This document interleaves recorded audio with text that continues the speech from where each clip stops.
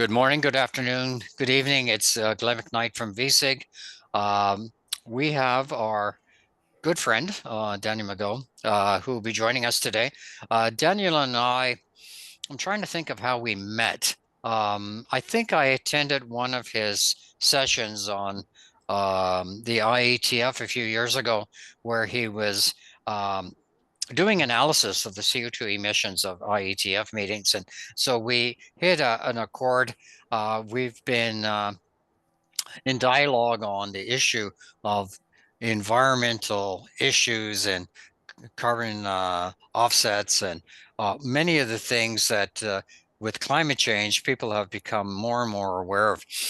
What we have is a lot of the organizations are starting to realize, you know, an organization that's aware of climate change, that understands the fact that they are contributing directly or indirectly through their travel or the energy consumption in their operations, that it actually has an impact on the environment. But also from an economic point of view, if you reduce the energy load or you improve your environmental footprint, it's called the triple bottom line. So we have a situation where companies do not need to shy away from talking about these issues because it makes good economic sense.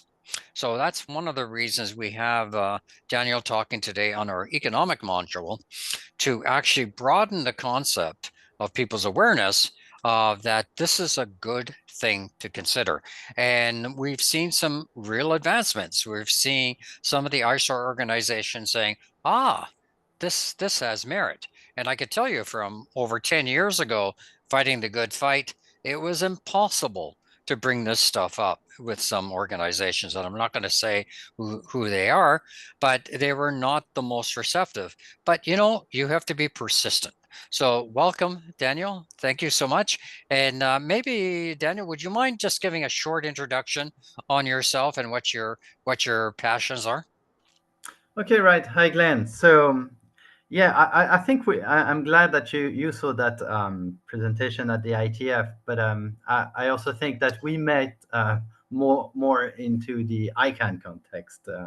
Um, so, yeah, actually, I am. So I am not. I'm just learning in sustainability. So my main focus is network security, and it's true that I during the pandemic I was considering, yeah, how much actually do we emit? How much emissions does an IETF meeting? Because I'm usually attending IETF meetings, and so I basically built a software to compute that, and then I started to say, yeah, it's not negligible. Maybe can we do otherwise? And this is how I got basically introduced to the topic of sustainability. So I'm also a newbie. So if you have any questions, I'm more than happy to try to respond to them, or to say I don't know. I need to investigate more.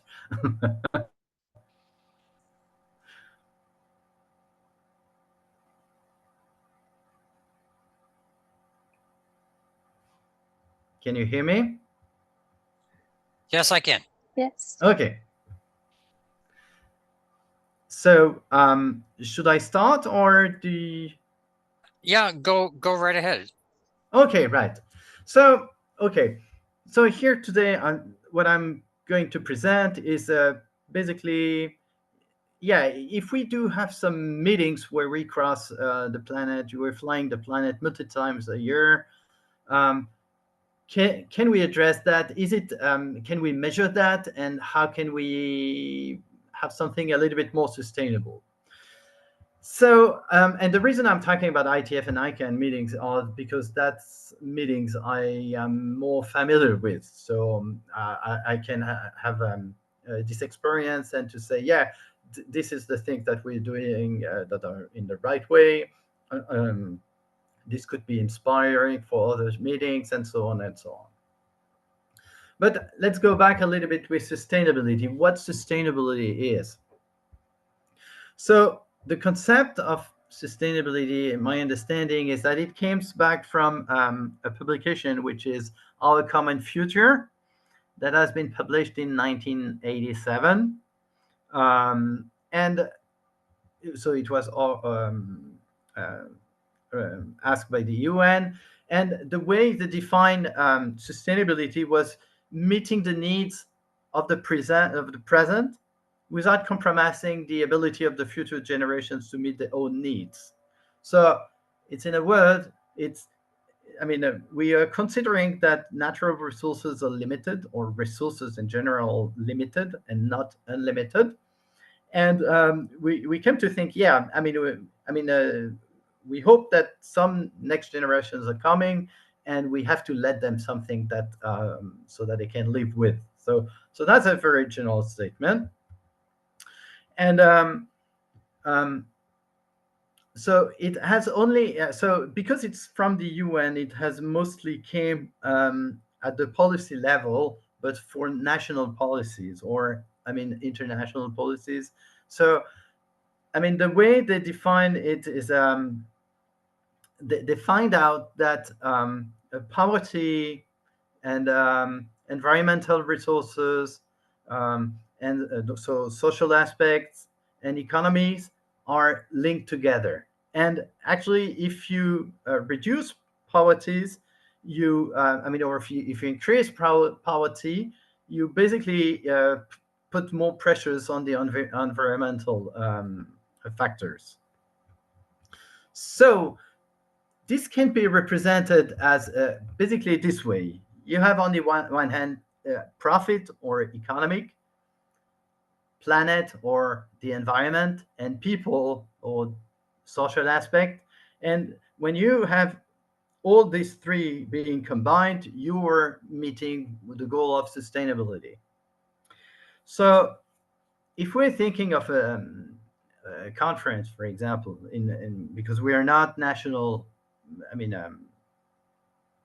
I was not talking, thinking of national governance, but more the governance of a conference, a meeting. So, and more specifically, not an academic conference where someone is presenting his research and people are listening, but more in a way where people are actually meeting to work together. So it's usually called as standard organizations.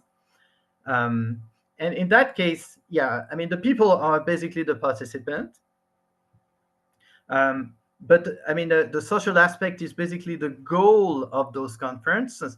And for example, the ITF, the main mission of the ITF is to make the internet better. Or if you think about any internet organization, it's always about connecting people, to providing an infrastructure so that we can leverage and improve educations and everything like that. So that's ICANN and ITF to fill with social aspect in the mission. The profit aspect is probably related to how we run the meeting, so that I mean we need to find a balance, a financial balance. It has to, otherwise it won't last. And so basically, one thing that is currently being but it's something that is relatively new, I would say, is to consider the environmental aspect of those meetings. It's something a little bit new in that area. So here are some definitions of what environmental sustainability means. Um, so it basically means you don't take all the resources, and you leave the environment in a way so that the next generation can still benefit from it. So you have everything related to pollution, green gas emissions, and biodiversity. That's all come into that aspect. And for sure, it's not. I mean, it's not evident that if you're doing a conference that is nothing related to environment, that you should care about that pillar.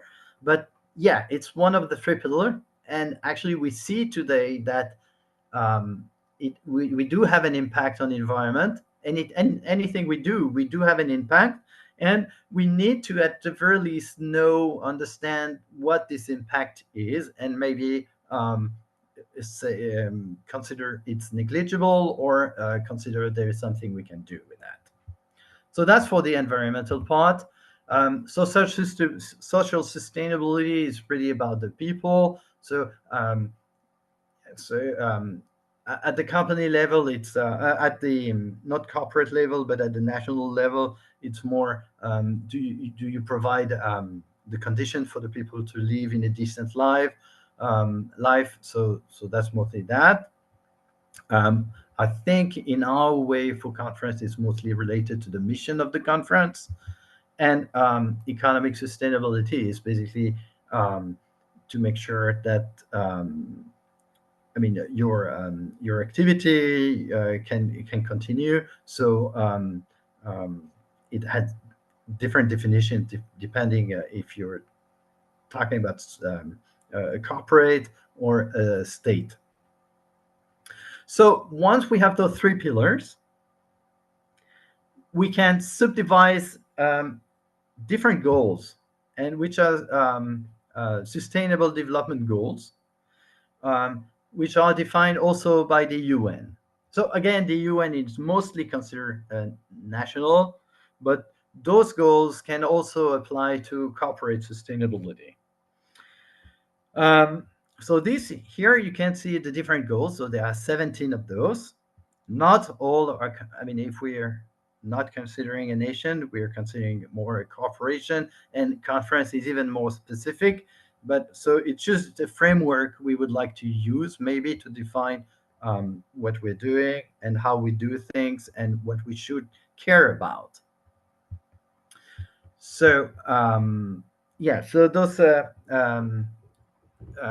sustainable development goal have been defined. You can find more information on the UN websites.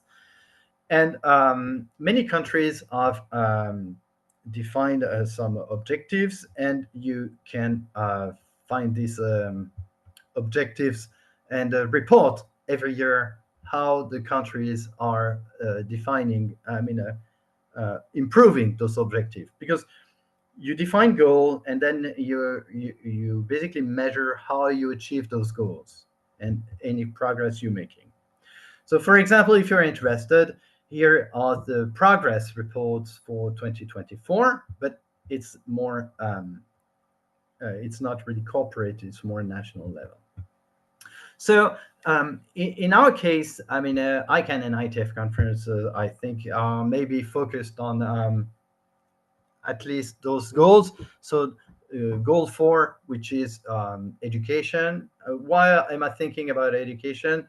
It's because we're, I mean, and the ITF, for example, is defining protocols that are being used in the network, and it's basically how things work, how the internet works. It's basically a description, how you can use the internet, how you can leverage from this infrastructure. So I think there is a part of education in all the publication that we are providing.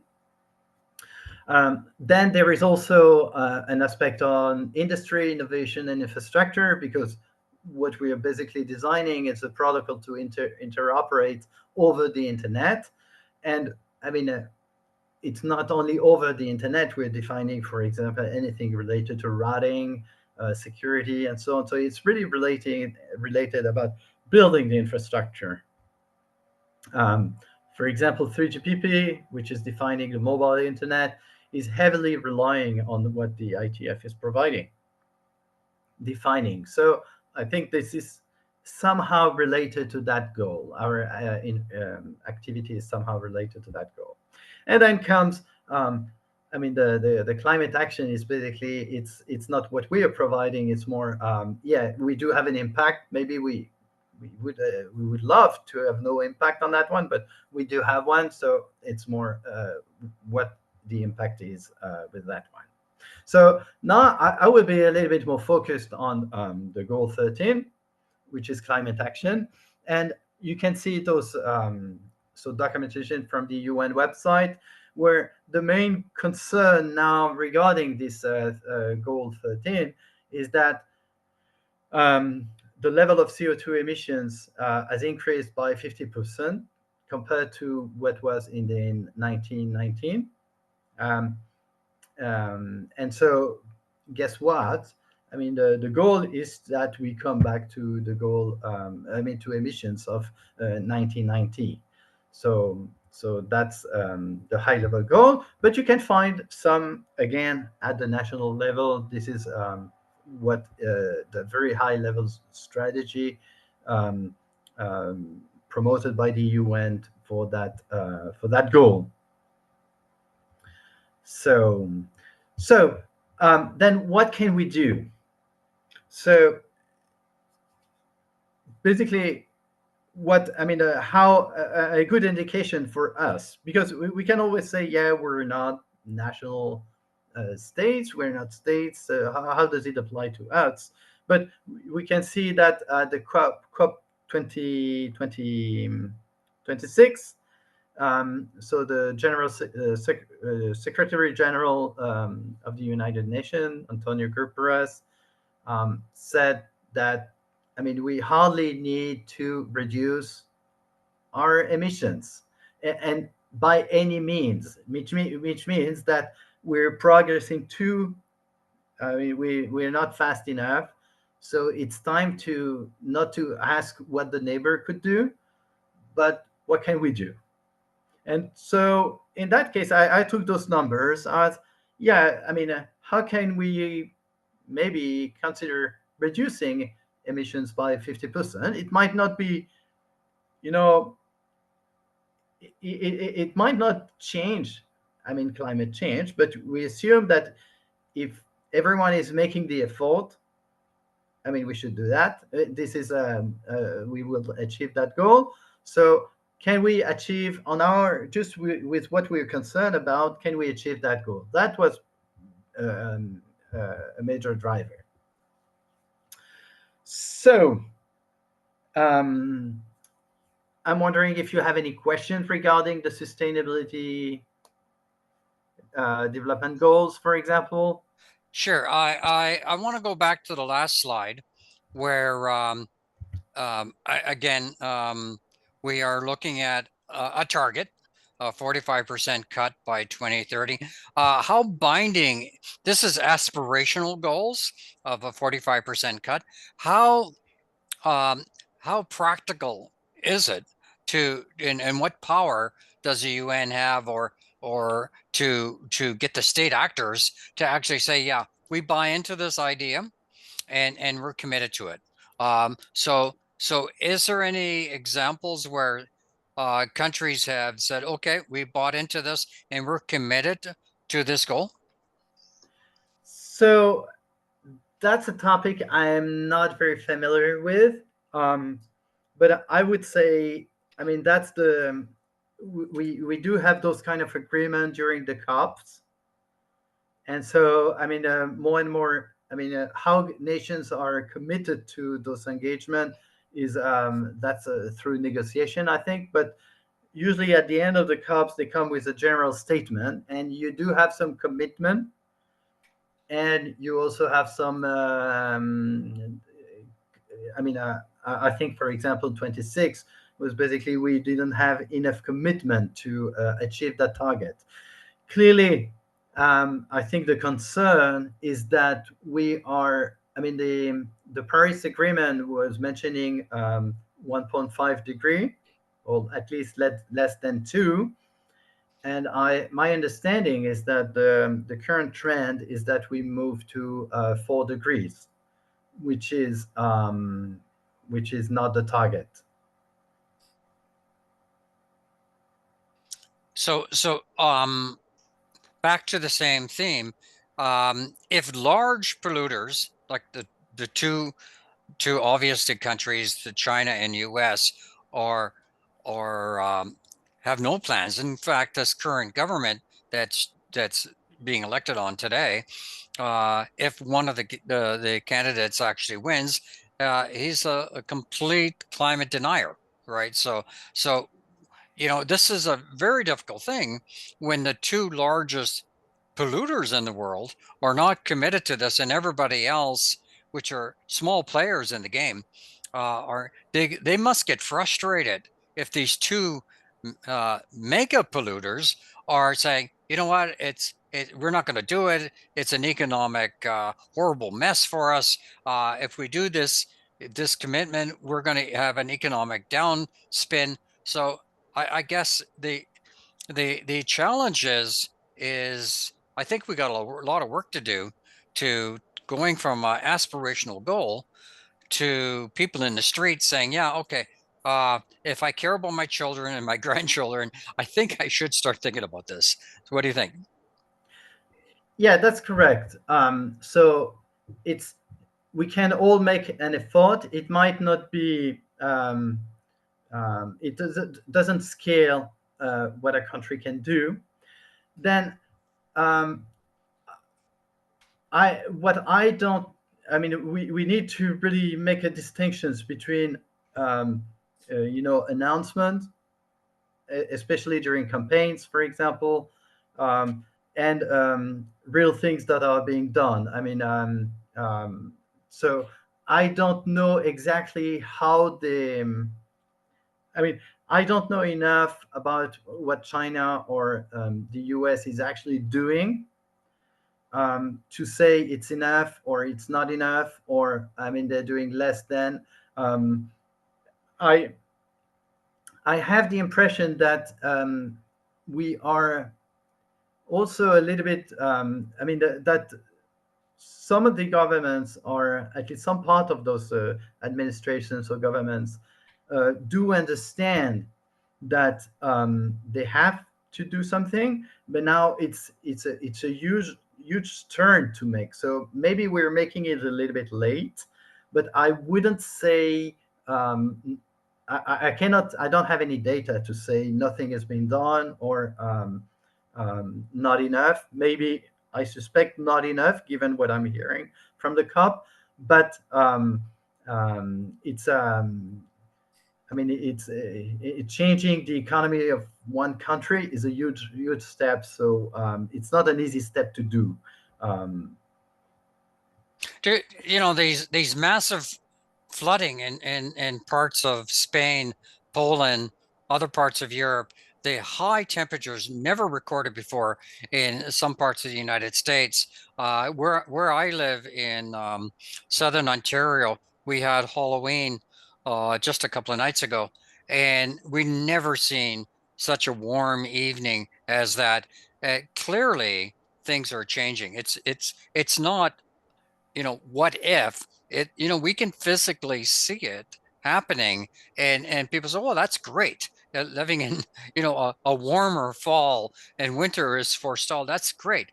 But for everything that affects us, there's repercussions. So perhaps some of the incidents like in where people have seen this massive devastation in Valencia, that they say, whoa, it could happen to me too. yeah. So I mean, unfortunately, those kind of events actually should convince people that there is a need to change things.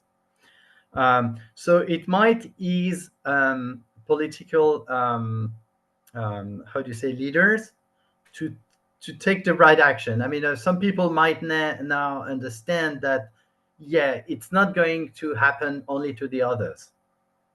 So, but those actions have to be properly led, and you know, it's also very difficult because you can take. I mean, the most important thing is that any actions being taken is not be counterproductive. Um, so, um, for example, I mean, the one thing that we probably need to focus on is to get out of oil, depending on oil. So that's things we need to work on, I think. But you know, it's always very difficult to say, yeah, we need to do this one thing, and then in the future it happens is absolutely counterproductive. For example, I'm just on our scale. For example, you say, yeah, you need. you don't want to spend too much heat, and you want to use to insulate your house so that you don't spend so much on heat. So, okay, so you insulate your house, fine.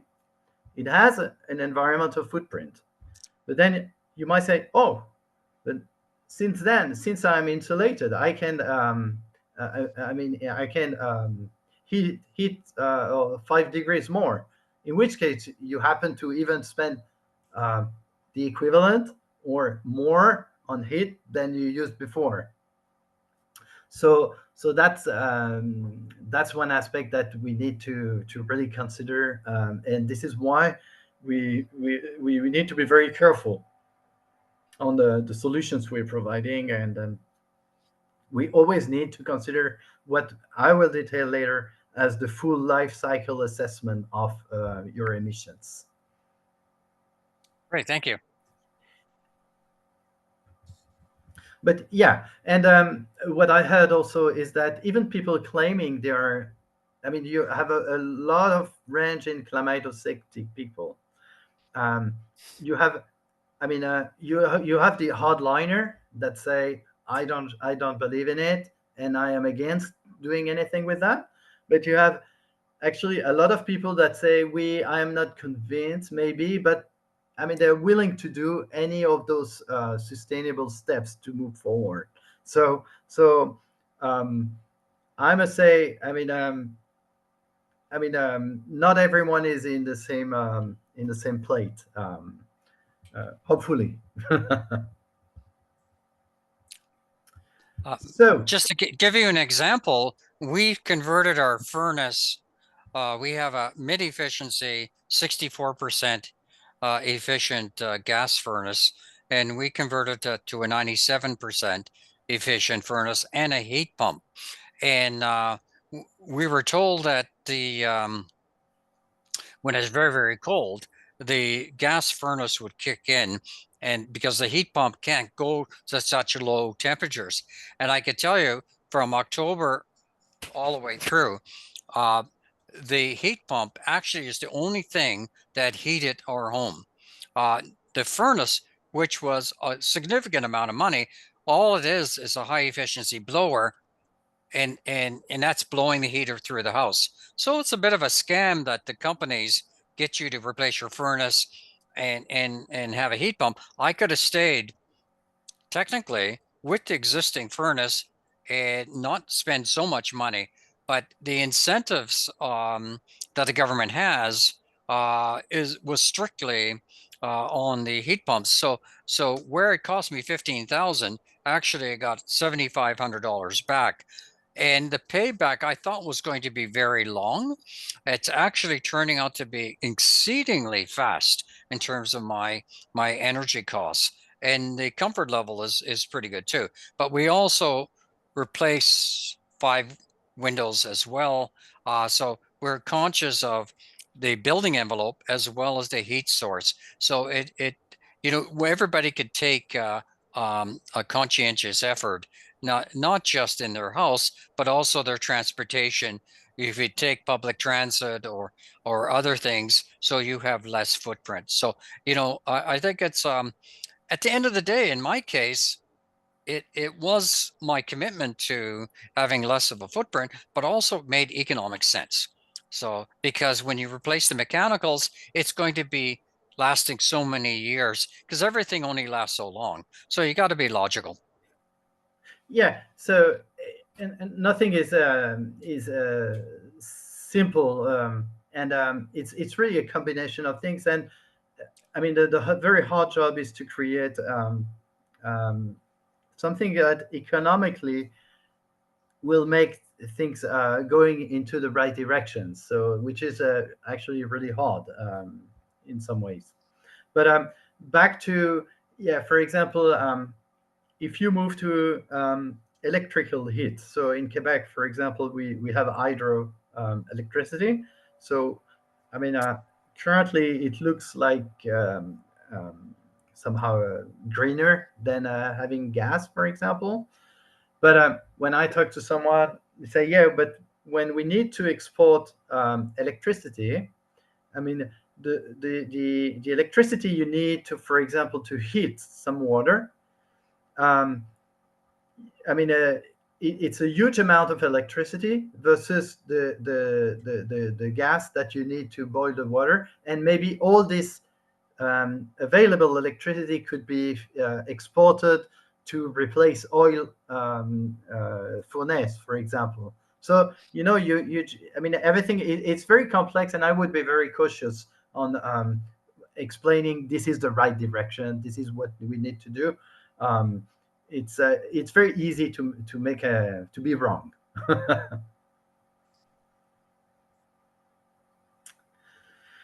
Okay, so regarding our conferences, so I mean, it's not going to be a huge changer. Um, I mean, if we're only talking about a conference, so but I mean, can we make an impact even if it's small? So I mean, because at the ITF we're designing protocols for the internet infrastructure.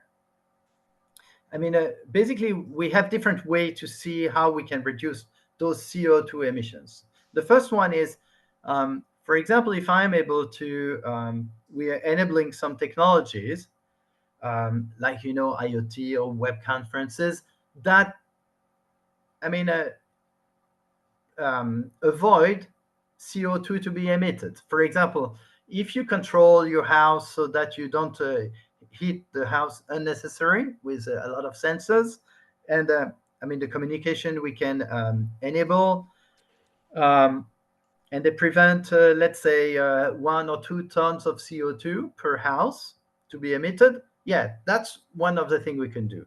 Like web conferences, today we have a web conferences instead of me having a tea with you in Canada, for example.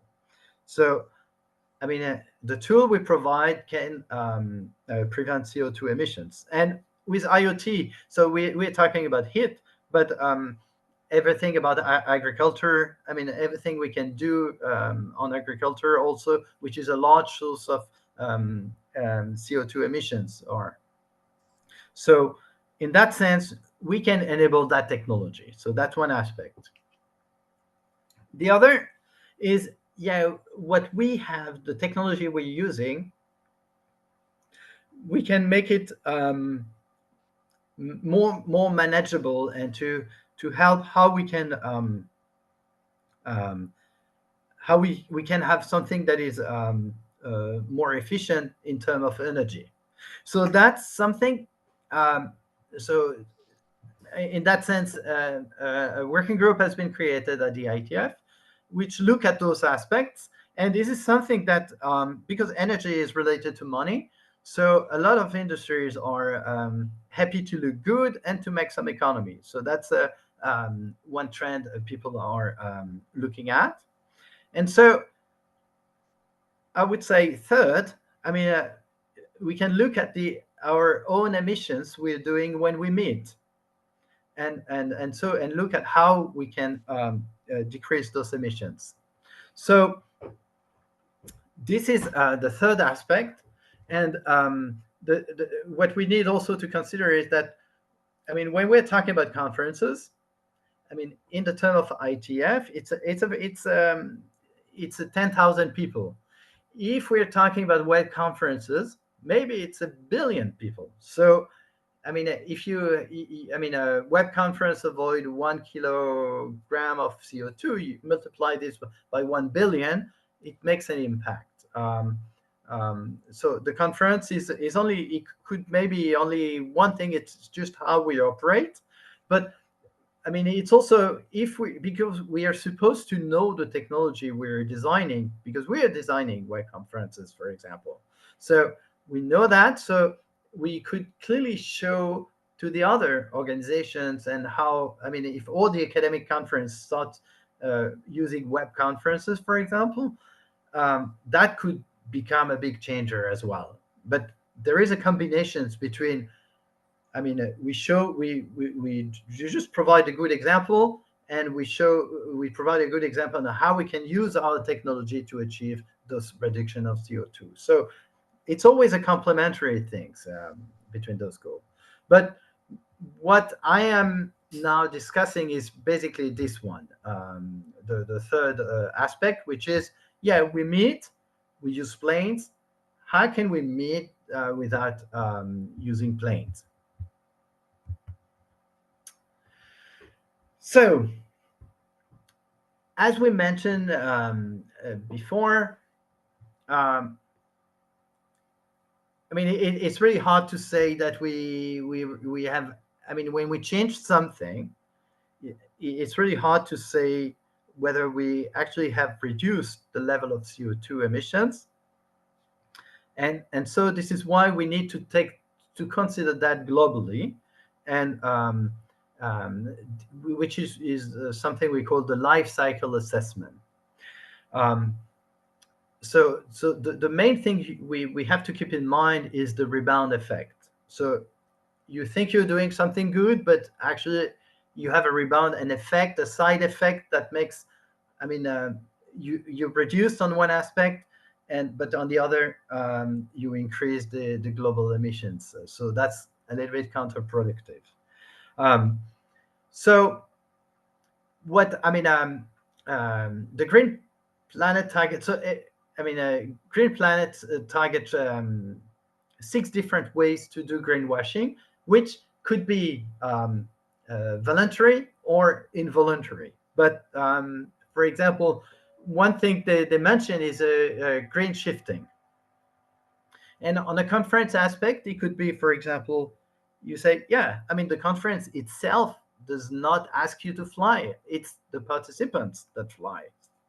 So it could you could maybe I mean if you don't take the picture as a whole, you might consider that, yeah, I mean flying emission are outside of the conference itself. Is I mean conference itself starts only in the building, so there are very limited emissions, and but that's not true if you consider the whole thing. So this is why emission has been have different scope. So the first scope is the direct emissions. So if you're a manufacturer, it's what you actually built. I mean, how you build things. The scope two are, I mean, the energy you need to build your things. And scope three are, I mean, if you're building something, I mean, you need those material to be transported to your factory. You need to those material to be extracted from the ground, and material extractions takes a lot of energy, a lot of emissions. So, so that's when if you're talking about a company that builds, for example, IT stuff, you need to consider all these steps. And scope three, anything related to material, is counting a lot, producing a lot of emissions. For example, regarding scope one, for example.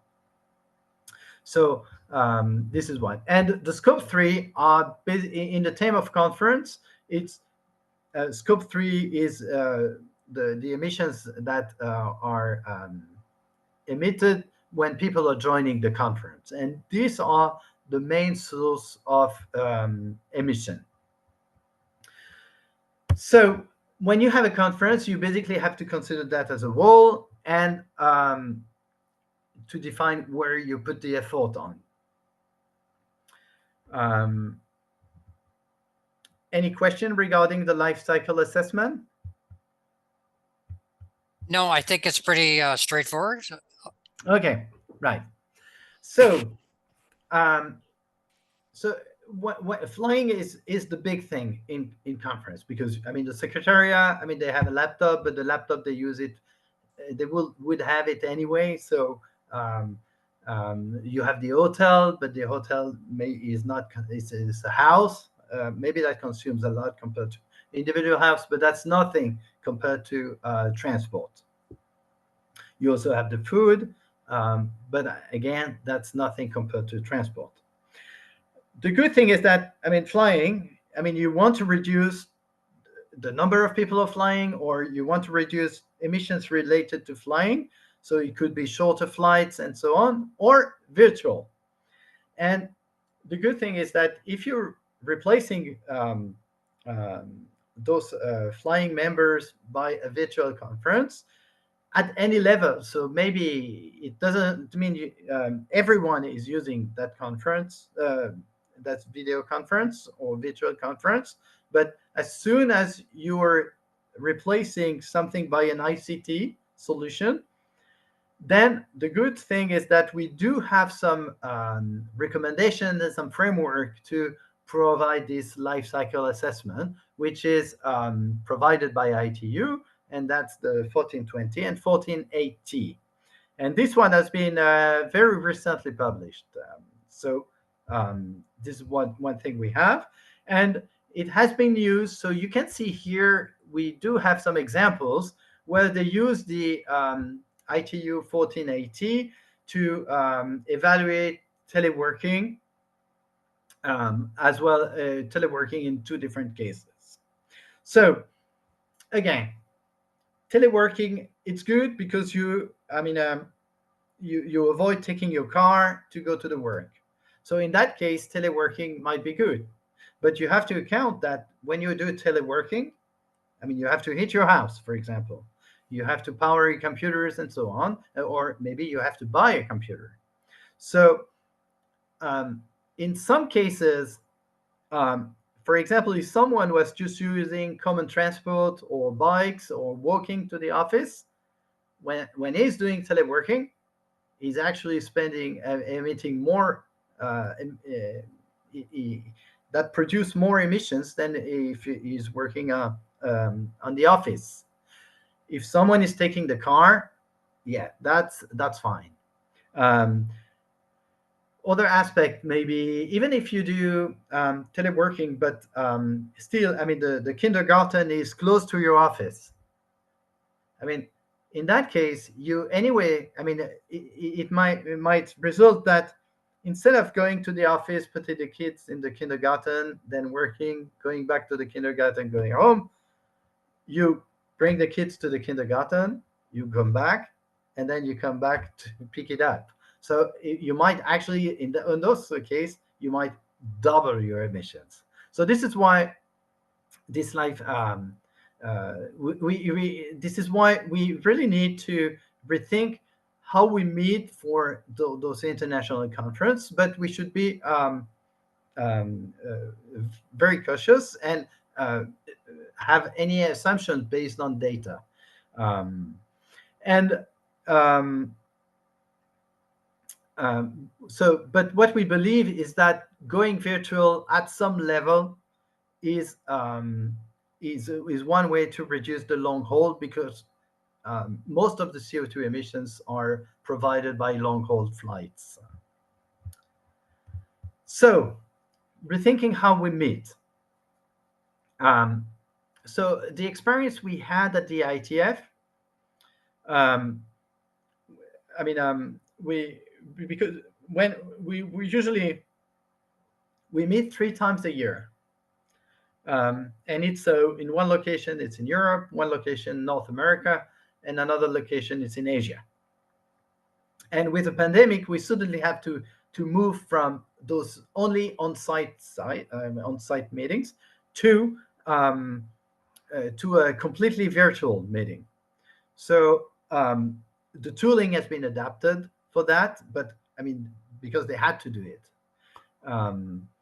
And so what we're going to see now is basically how we can evaluate the emissions for those IETF. Some of the conferences have done it, the similar studies, so and provide some recommendations. And then we will position what we have done, what we have observed, and maybe think about the next steps that we may think of. So at the first, so as I mentioned, when we had this pandemic, I was wondering, how much CO2 a conference is spending, and then the other thing is that if we want to do, we have 3 conferences, so if we want to divide we want to cut by 50% the emission associated to those conferences, then I had in mind that, yeah, I mean, if we have three, we divide by two, so it makes you have one conference, and so we should only meet once, um, because I thought that it maximized the way people meet. Because if you meet, I mean, if you have a hybrid mode, I mean, you never know who the people, which meeting the people might attend, and so on. So this is what I came to. So I'm gonna be very brief on that section because I think the time is running. So yeah, we developed a tool that is computing the emission associated to on-site participant and associated to remote participant. And during the pandemic, we basically had only remote participants. So one thing I like with this graph is that it shows, in terms of emissions, that, I mean, I mean, the people remote, I mean, a lot of emissions are associated to potential remote attendant, which means we are globally reducing the emissions from the people really attending on site. And a lot of people, more people, maybe they are long haul, I mean, located very, very far away, or for any reason, I mean, they choose to be remote, but that represent a lot of emission that could be considered almost as offset because they don't happen. But what we need to consider is that it represents a lot. I mean, anytime you go to those meetings, for example, in average, if you attend one meeting, it's almost 2.7 tons of CO2. If you have two meetings, it's five, and three meeting, it's let's say eight maybe. But if you see, so one meeting, it's the emission associated to attending one ITF meeting represents the emissions that someone living in Mauritius or Venezuela is spending over a year. And if three meetings, it's equivalent to someone living in Germany or Poland where they use gas. I mean, they use coal for generating electricity. So that's a lot.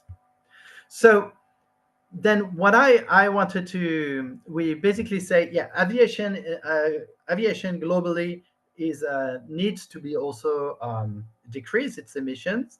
So we evaluate some proposed scenarios for aviation, and we applied them to our conferences, and we also find out that we, I mean, if we apply those evolutions, so expected aviations to be sustainable for aviation to our conference, we also have this one meeting per year limit. But that's nothing scientific at that point. It's just, yeah, we apply one scenario to our case. So our recommendations was basically to reduce the number of meetings and to spend a lot of effort on improving the remote experience, because before the pandemic, I mean, we had this, you could attend remotely, but you were not here, you could not listen to what happened in the room, and so on and so on. So this is why we mentioned as two. And then three, the third recommendation was to basically measure what we emit and try to address those emissions. So now other people almost at the same time as consider academic conferences, and they took also, I mean, they look at different ways they could reduce the consumption. So one conference is the American Geophysics Union, but it's 27,000 participants. At least that's what I understand. I find the number crazy, but that's that one thing. And the one aspect of that conference is that it's mostly located in the US, but apparently they have some. They're also working closely with other regional conferences. So, um, I mean, I'm just providing an overview because there are probably some details hidden behind the hood. And so what they found out is that most of the emissions are provided by long haul flyers. So uh, people coming from a very far away. Um, so because of that distribution of the emissions, um, what they proposed is that people try to move from flight to trains, and we find so for a regional thing, for a general conference, you try to move to find out a city where people can access with train, and also they said you reduced. People coming from too far away, they just attend remotely. Uh, this case for ITF and ICANN, where people has to work together, it's a little bit hard to say, and we are claiming to be a little bit more a stakeholder and to have a lot of people being represented. So it's a little bit hard policy to implement. The other nice finding is that they said we need to use a way, so we need to accommodate to people being spread out and in different time zones. So that's one thing. So it's not that if you don't attend, you lose everything. So if you don't attend to the speech, you cannot ask questions, for example. So that's one thing we need to accommodate. And to have to encourage remote attendance with lower fees, and maybe you don't need to attend every year but one every 2 years. And they found out that using those metrics, those recommendations, they could decrease by 90%. But then the big change is that they said, yeah, maybe we could use several hubs, and they found out that even for those conferences, if they split between Asia, Europe, and US, they can reduce by 80% the emissions of the conference, which is a pretty good, pretty successful. There are also other conferences that are very good at having virtual in multiple hubs. So the Virtual Island Summit, for example, and probably that's something we should look at to see how they handle that, and how they make it work. Now, the big challenge we have with those conferences is how we achieve. Oh no! So another example of conference is taking.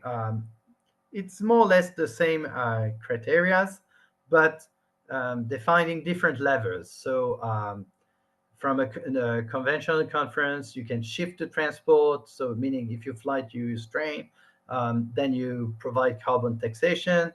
Um, Augment the conference, meaning enable virtual conference. And then the last step is multi-site conferences before going to virtual. So, and they find out this, and they try to evaluate different enforcement. So shifting to land transport, meaning you take the train. The thing is that if you are able to take the train, you're not far away. So likely, um, I mean, the shift will it will represent for you a huge amount, but globally, if only you have one guy coming to Sydney, for example, um, to Montreal, for example, that's going to shift. You need a lot of people to shift from a short haul to from plane to train. So, you cannot expect more than 5% with that. With carbon, it's depending on the price, it's a 6 or 15. But video starts to, yeah, you have a double digit, so you can expect a reduction of between 20 and 30%. But site, if you divide in multi-hop, so two, you have something you can decrease by half, depending on the attendancy, up to 75. And overall, you can also, they found that during a simulation that, I mean, you can reduce by up to 80%. If you're fully virtual, then yes, it's a 100. So, but the thing is now how people do feel if you go from one place to multiple hub. So it happens that it's academic conferences that a third of the participants did not talk to the people in the other hub, but those that did were globally satisfied with the communication. So it's also something you not have to judge with one experience. It's also people have to get used to that. But so I think that's pretty interesting to see that we can be successful even if we split in different hubs.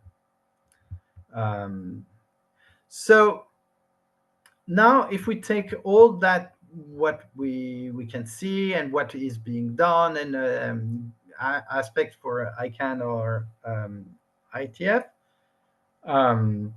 So I would say what we have.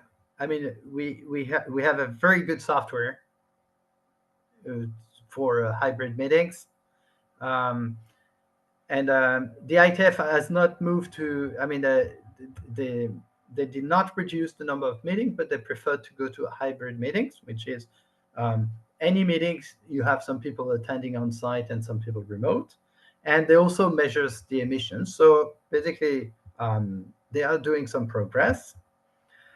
Um, so why they do have a very good system, I think, is so they added some cameras. So anytime you attend remotely, you have a full view of the speaker, of the room, and you have a very good view on the slides being showed. And the slide can be download and it can be preloaded. So it's a pretty good system. And you have also a queue that is independent. So it's not people raising hand. It's mostly you say, I want to join the queue, and you have a queue that is independent, and you are in the queue mixing the people on site as well as remotely. And so it's, I would say it's even harder when you are on site, because on site you raise your hand and it doesn't work. You have to press and to go on the website. If you're attending remotely, you just press on the button, but you're only remote. I mean, you're already in front of your computer, so it's easy to click. And so you're in that queue. So that's maybe a detail, but that's a very, very important detail in my opinion. Um, they also use Gather. At some point they use it. So Gather is something you create an avatar and then you can meet people in a room or blah, blah, blah.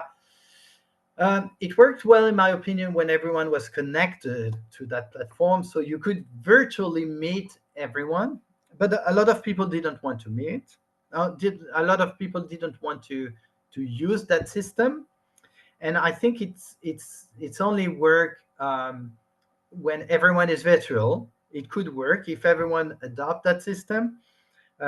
Some people don't like it, but if you're hybrid, then I mean the people on site are not on Gather, so um, it's still you only meet the people connected to that platform that are remote.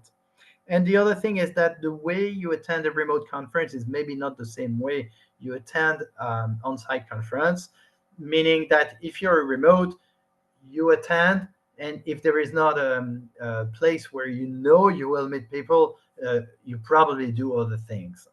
So that's something we need to probably evaluate. These are the emissions that the ITF is measuring. So as you can see, travel here is taking a huge amount of emissions compared to venue or the hotel and the food or even the infrastructure. So it's 80%. So, but that's a good thing that they measure it. And one aspect is that ITF is very special because it's designed with a communication through mailing list. You have some GitHub also conversation. But overall, the mailing list, you can post your comments, and you have someone on the other side of the planet that is sleeping, that when he wakes up he can respond. So that's a very, it's a slow discussion, but everyone can be on board via this way. So I mean, by nature, we're well designed for that kind of communication. We're used to, and that's a probably a very good thing to adopt as well. Um, there is also a way to have interim meetings. So if you want to meet a few people for, because we're split into working groups, so you can actually meet over the years, and so have a lot of small meetings before having the the huge meeting. And there is also a difference in fees between attending on site and remotely. So um, in some ways, they are applying most of the recommendations that have been provided. A very nice aspect also is that you have one website, one agenda, and from that agenda, you can click and attend any sessions once you're registered. So that makes it very easy to use. And even, I mean, if you're using different times, I mean, if you're not in the same time zone, so you're remote but outside, um, you need to be able to see your schedule into your local time. So it's really important that your agenda can be seen in UTC local time, or the meeting time, for example. And this is what has been done. It's very and the other thing is that it's very important that if you're remote, you might doing other things. So it's very important you can export your meeting agenda to your regular calendar, so you're sure you don't miss any meeting. I think I would encourage you to look at how the ITF is doing that, because I think they're doing a really good job in terms of software.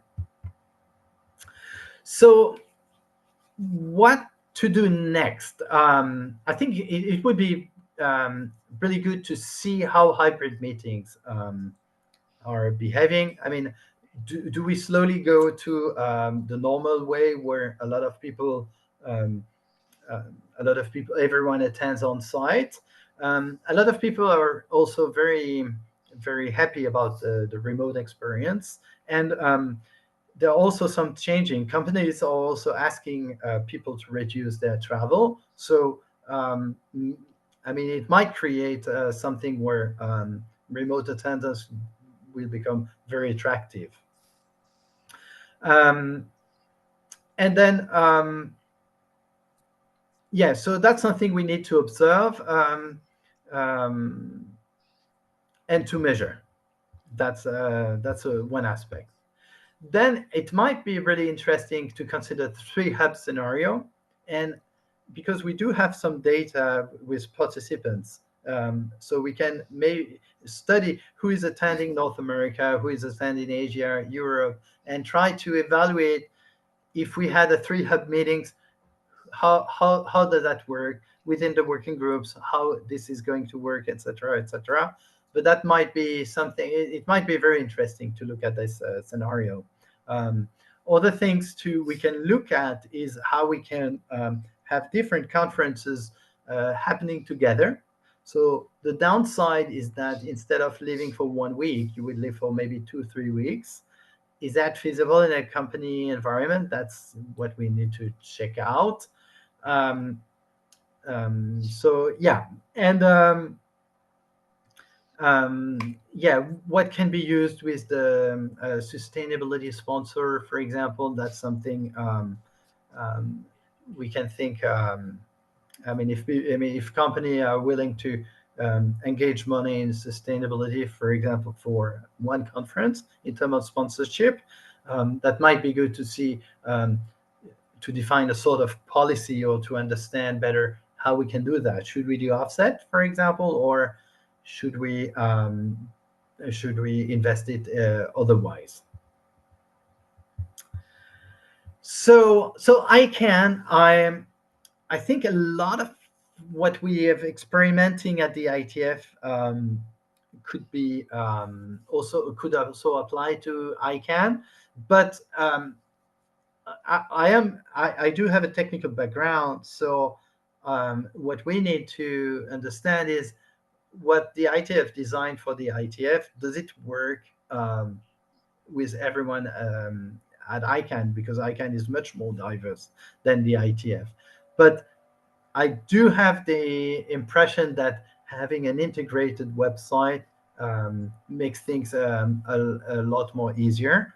But that's really something we need to discuss more with ICANN folks and evaluate that, because every situation is very different. We have to experience different ways and to adapt them to very specific situation, not to have a disaster. That's what we could discuss. So, and I think that's pretty much all I have for now for that discussion. Great, thank you so much.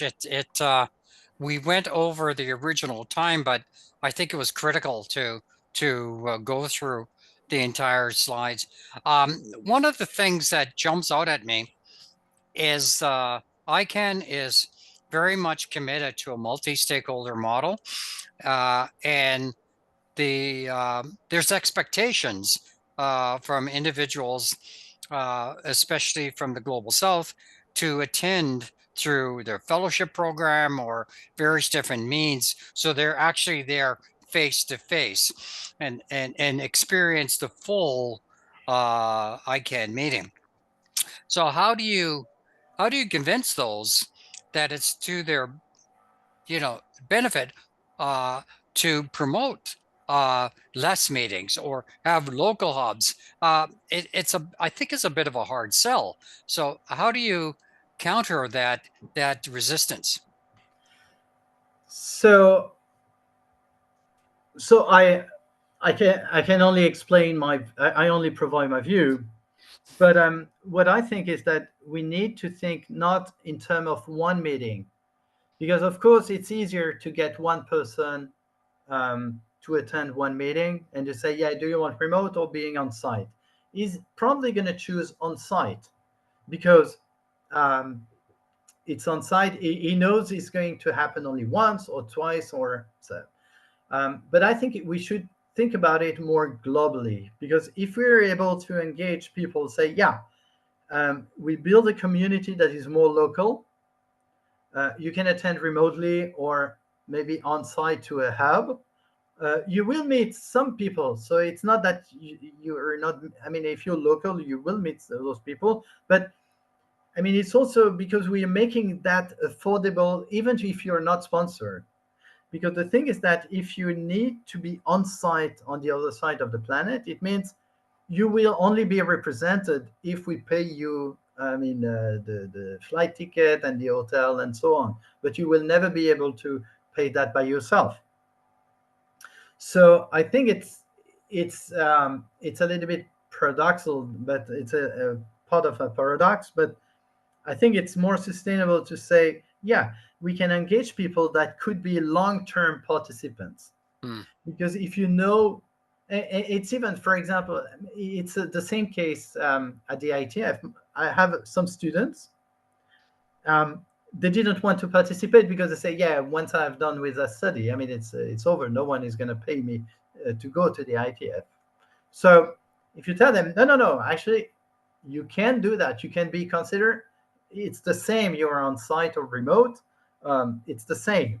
Um, that helps a lot to get people accepted. And maybe the first meeting might make sense to have the first meeting on site and the other remotes. But yeah, it's really, we have to think it a little bit long term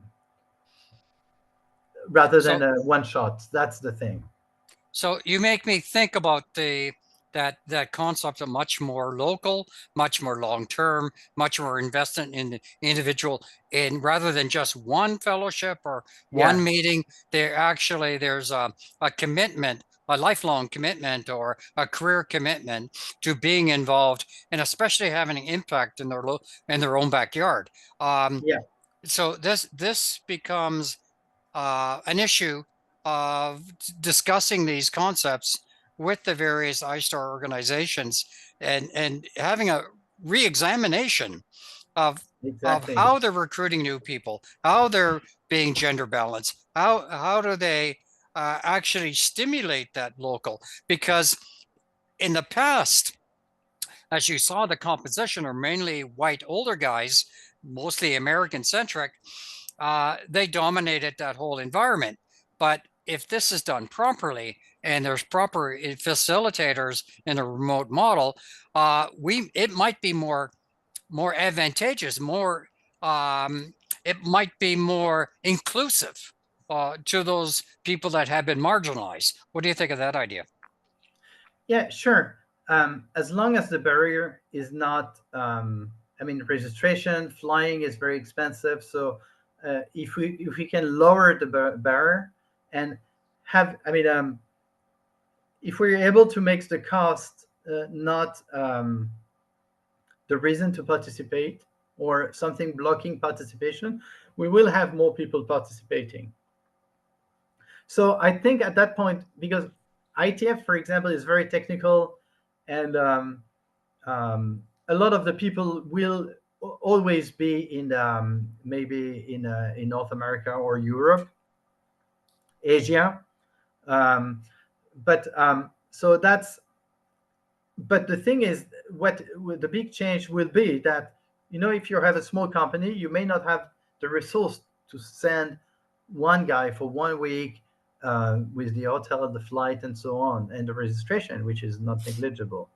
Um, and then maybe what we need to see is that, do the small companies, do they say, oh yeah, we just built a mailing list and we work on our own, and maybe they work aside the ITF instead of having their work at the ITF. So that's this kind of thing that we could benefit from, having a more um, easy way to attend and to be engaged. With ICANN is, by definition, we need to engage multi-stakeholder, so people that are um, from everywhere, technical or non-technical, and from every country. So I think it's much more important to have some people that are long term, that can follow the work at the ICANN, that knows what they're doing, and 5 years later they're still there. Then having the people coming on site, maybe discussing, and then leaving, and you don't see them in any way, because I mean, it makes it. You say, if you are an older participant, you say, yeah, should I spend energy in trying to engage those people if they're not only going to be here for one meeting? So I think the hub point might be a good combination into, you meet the people local, with who you're going to be able to work with. You can reach the other hubs, you can reach the other people, because I mean, between the meetings we have mail, we have pre-meeting sessions, so we do have working group sessions. So this kind of thing should be much more active. And and yeah, I think that's something that would be much more valuable. Yeah, yeah, I think this is great. Is there anything in final comments you recommend, readings or how to get involved? I understand the IETF Green meeting was today. That's viewable on YouTube as well.